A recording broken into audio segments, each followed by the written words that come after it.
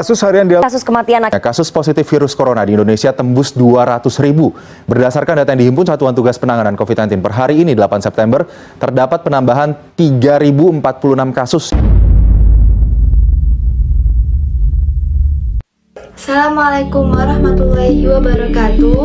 Perkenalkan, nama saya Amalia Rasyidah Misbah dari Prodi Sastra Inggris Fakultas Humaniora, mahasiswi Universitas Islam Negeri Malang.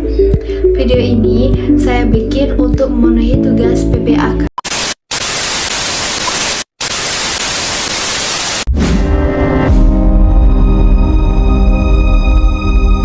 Sampai kapan kita terus mengabaikan? Haruskah korban berjatuhan semakin banyak? Tetap waspada, lindungi diri dan keluarga dari titik lengah penyebaran COVID-19 di lingkungan rumah. Di masa pandemi, hati-hati saat makan bersama dengan yang tidak serumah. Disarankan tidak menginap di rumah teman atau kerabat. Sebaiknya hindari kumpul keluarga dan arisan. Hindari anak bermain dengan teman-temannya karena beresiko terpapar.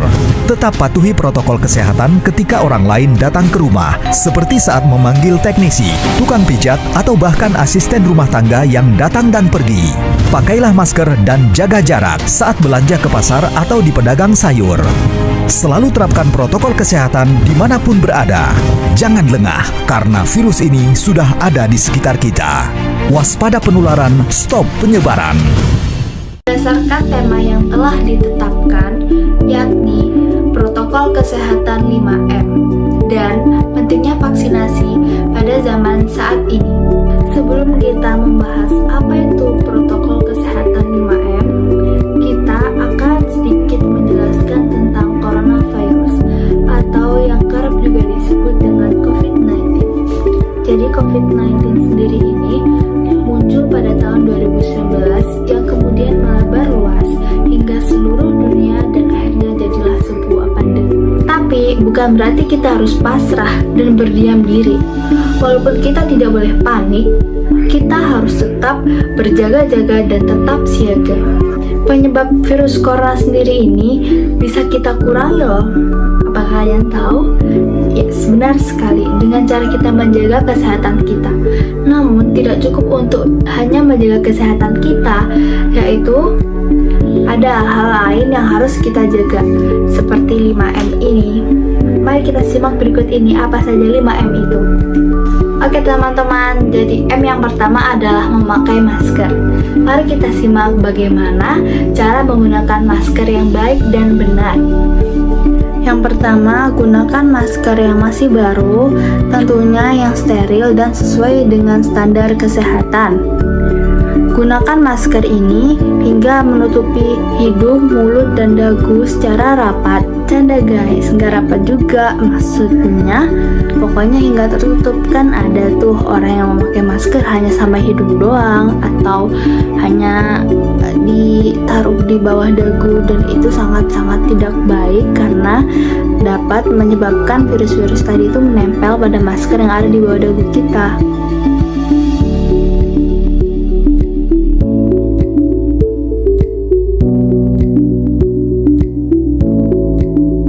Dalam menggunakan masker, kita juga harus merawatnya dengan baik, seperti mengganti masker setiap 4 jam sekali, atau ketika masker sudah dirasa lembab atau tidak enak saat digunakan lagi. Jadi lebih baik menggantinya masker dengan yang lebih baru. M yang kedua adalah mencuci tangan dengan sabun. Simaklah video berikut bagaimana cara mencuci tangan yang baik dan benar.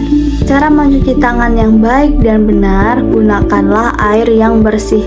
Kemudian jangan lupa untuk menggunakan sabun agar bakteri yang ada pada tangan kita hilang karena terkena sabun tadi. Kemudian bilas kembali dengan air yang bersih pula.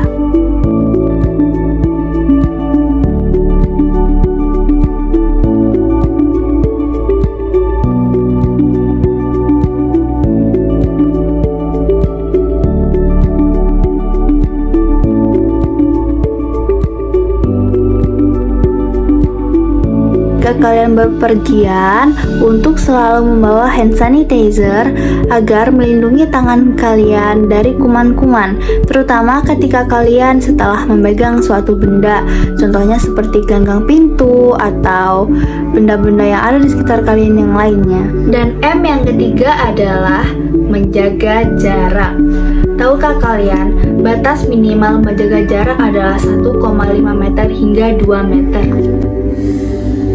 Membahas apa yang dimaksud dengan 5M tadi, salah satu ikhtiar atau upaya kita di masa pandemi ini adalah dengan cara melakukan vaksin. Nah, ikhtiar atau upaya vaksin ini merupakan cara untuk mengakhiri COVID-19 saat ini. Vaksinasi pada hari Sabtu 26 Juni 2021 yang lalu, sehingga lebih cepat dari target 1 yang juta. diperiksa dalam status suci dan halal untuk digunakan. Dan pengurus besar Nahdlatul Ulama mendukung pernyataan ini. Ini dia, kasus COVID-19 pertama kali diumumkan oleh Presiden Joko Widodo saat itu pada 2 Maret 2020. Ada 2 warga Depok, Jawa Barat yang dinyatakan positif COVID-19. Kemudian 13 hari setelahnya, kasus COVID-19 pun menembus 100 kasus, tepatnya pada 15 Maret. Selanjutnya, kasus COVID-19 di Indonesia mencapai angka 1.000 kasus atau tepatnya 1.046 kasus pada 27 Maret 2020. Rata-rata kasus per harinya dalam 12 hari ini ada sebanyak 78 kasus dalam sehari. Lonjakan kasus COVID-19 dilaporkan berasal dari testing yang dilakukan secara massal dan juga dinyatakan bahwa adanya potensi-potensi atau acara-acara yang menimbulkan kerumunan. Salah satunya adalah, ini dia yang dinyatakan, adalah pertemuan HIPMI Jawa Barat yang ada di Karawang. Untuk itu, Presiden Joko Widodo pun mengambil langkah dengan menerbitkan aturan tentang pembatasan sosial berskala besar atau PSBB pada 31 Maret yang kemudian diterapkan di sejumlah daerah termasuk di ibu kota pada 10 April. Kita lihat bersama, kalau tadinya mal ramai, kemudian menjadi sepi, itu semua dilakukan untuk sama-sama memutus mata rantai penyebaran COVID-19.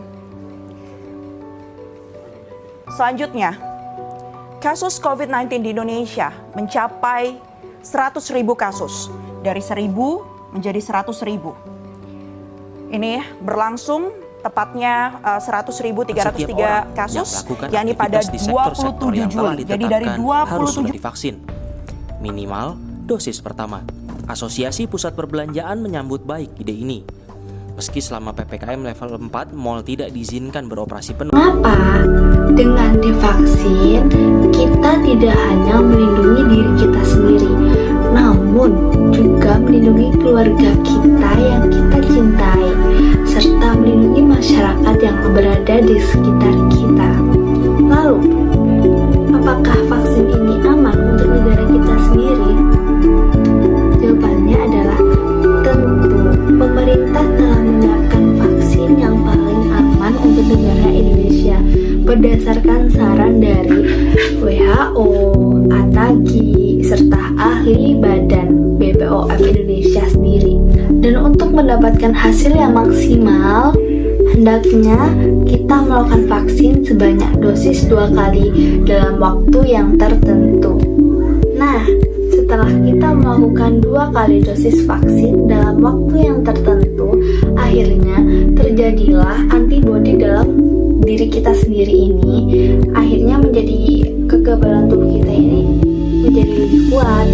Dan yang terakhir, yang penting buat kita semua juga, sebelum kita melakukan vaksin, kita harus tetap menjaga kondisi tubuh kita, harus dalam keadaan sehat. Bagaimana cara sehat tadi itu? Bisa melalui 5M tadi. Maka dari itu, nggak ada yang ditakutkan lagi dari vaksin ya. Ayo semuanya, mari kita vaksin. Jangan takut sama vaksin ya. Dan jangan lupa untuk tetap terus menjaga 5M. Makasih teman-teman. Wassalamualaikum warahmatullahi wabarakatuh.